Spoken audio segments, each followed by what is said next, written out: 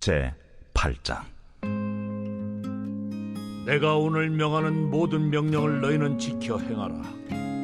그리하면 너희가 살고 번성하고 여호와께서 너희의 조상들에게 맹세하신 땅에 들어가서 그것을 차지하리라.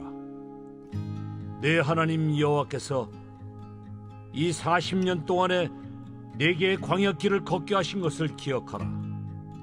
이는 너를 낮추시며 너를 시험하사 내 마음이 어떠한지 그 명령을 지키는지 지키지 않는지 알려 하심이라.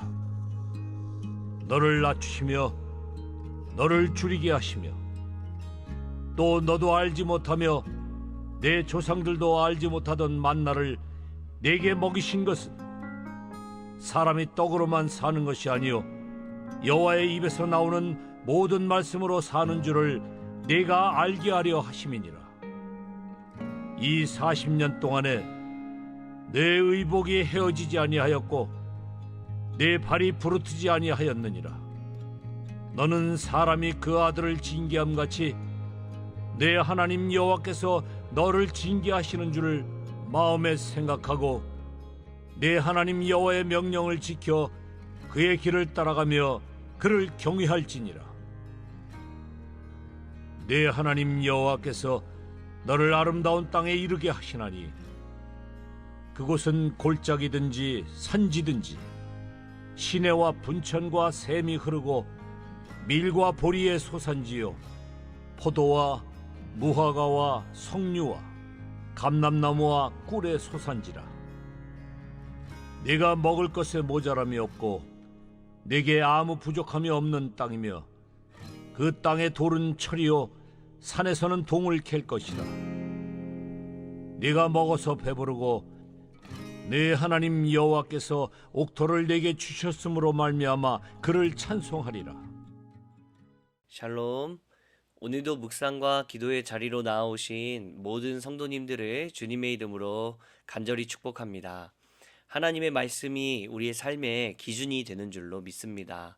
세상과 구별되어 살아가는 우리들, 그리고 그런 우리 앞에 놓여진 길은 바로 말씀에 순종하는 길이어야 하는 줄로 믿습니다.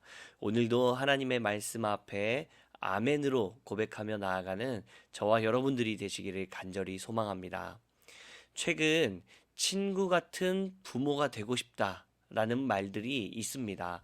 아이와 거리낌 없이 대화도 나누고 속마음을 터놓고 대화하고 때로는 사사로이 장난도 주고받으며 반말로도 서로 대화를 나누는 수평적인 모습이요. 어떤 무서운 훈육이 아니라 수용과 공감과 사랑으로 받아주는 듯한 바로 이 이상적인 모습이 친구 같은 부모가 되는 것이라 이야기합니다. 실제로 젊은 부모님들 중에 이러한 모습을 추구하는 사람들이 많이 늘어나고 있고, 부모와 자녀와의 관계가 수직적인 관계가 아니라 수평적인 관계를 추구하는 가정들이 늘어나고 있습니다. 그런데 최근 한 육아 전문가가 이러한 시대적 흐름에 대해서 일침을 놓은 적이 있습니다. 친구 같은 부모. 말은 정말 좋지만 이 말에는 빛과 그림자가 너무 극명하다는 것이죠. 빛은 무엇입니까? 굉장히 이상적이고 자녀와 부모가 서로 친구처럼 대화를 나누는 모습, 상상만 해도 너무나도 좋은 모습인 것 같아 보입니다. 그런데 여기엔 그림자도 있다는 것을 기억해야 한다라고 하는 것이죠. 그건 바로 역할 때문입니다. 부모는 자녀의 친구가 아니라 부모는 자녀의 양육자가 되어야 한다는 이 역할을 잊어버려서는 안 된다는 것이죠. 이 말이 무엇입니까? 부모는 자녀에게 친구처럼 다가갈 수는 있겠지만 실제로 정말 친구가 될 수는 없다는 것도 기억해야 된다는 것이죠. 부모는 부모라는 것입니다. 육아에서 권위적인 것은 나쁜 것이지만 또 부모님이 멋진 권위 있는 부모가 된다는 것은 아이들에게 너무 중요하다. 이 중심을 잘 지켜야 한다라는 그런 어떤 전문가의 의견이었습니다. 신앙생활도 마찬가지입니다. 만유의 구원자가 되시는 예수님께서는 이 땅에 성육신 하셔서 우리와 같은 모습으로 이 땅에 오셨죠. 그분은 권위적이지는 않았지만 여전히 그분의 말씀은 권위 있게 사람들을 가르치셨습니다. 어린 예수님이 자기 곁에 있는 율법 학자들과 어른들을 깜짝 놀라게 할 만큼 예수님의 말 한마디 한마디에는 권위가 있었습니다. 여러분, 왜 그게 가능했습니까? 예수님은 하나님의 아들이셨기 때문입니다. 이 땅에 있는 사람들과는 전혀 다른 존재이셨기 때문이죠. 하나님은 필요하시다면 이 땅을 살아가는 우리에게 테스트를 하실 때가 있습니다. 그리고 시험과 유혹을 허락하실 때가 있으시죠. 이 테스트는 우리를 미워해서가 아니고요. 우리를 너무 사랑하시기 때문에 훈육의 차원에서 주실 때가 있더라는 것. 마치 부모가 자녀에게 더욱 잘 성장하기를 바라는 마음으로 때로는 알고 있으면서도 질문도 하고 어떠한 행동을 했는지 알면서도 그것을 물어보기도 하는 그런 어떤 테스트와 같은 시간들을 주실 때가 있더라는 것입니다. 오늘 본문의 2절 말씀을 한번 보시기 바랍니다. 신명기 8장 2절 말씀이요. 내 하나님 여호와께서 이 40년 동안에 내게 광야길을 걷게 하신 것을 기억하라. 이는 너를 낮추시며, 그리고 뭐라고 얘기합니까? 너를 시험하사 너의 마음이 어떠한지 그 명령을 지키는지 지키지 않는지 알려 하심이라. 하나님이 우리를 시험하신다고 모세는 이야기하고 있습니다. 하나님이 우리를 낮추실 때가 있다고 모세는 이야기합니다. 왜 시험하시는 겁니까? 왜 우리를 굳이 낮추시는 겁니까? 그 낮춰진 상황에서, 그 시험을 당하는 상황에서도 여전히 우리의 중심이 하나님을 향해 있는지, 여전히 우리가 하나님의 말씀대로 살고자 애쓰는지를 하나님은 보기를 원하신다는 것이죠. 이스라엘 백성들에게 40년이나 광야길을 걷게 하신 하나님, 그것은 이스라엘 백성들을 향한 하나님의 훈육이었습니다. 부모가 자녀를 훈육하듯이 하나님께서 이스라엘 백성들을 시험하시고 테스트하셨던 것입니다. 훈육하셨던 것이죠. 이 모든 시간을 통해 어리숙한 이스라엘 백성들의 신앙과 믿음, 작은 일에도 벌벌 떨고 크신 하나님을 바라보지 못하고 매 순간 두려워하고 좌절하고 하나님을 향한 원망과 아픔을 외치는 그 이스라엘 백성들의 믿음을 연단하시고 훈련하시고 더욱 성장시켜 가시기 위하여서 이 백성들을 광야길로 모셨던 것입니다. 그런데 여기서 중요한 것이 하나 있습니다.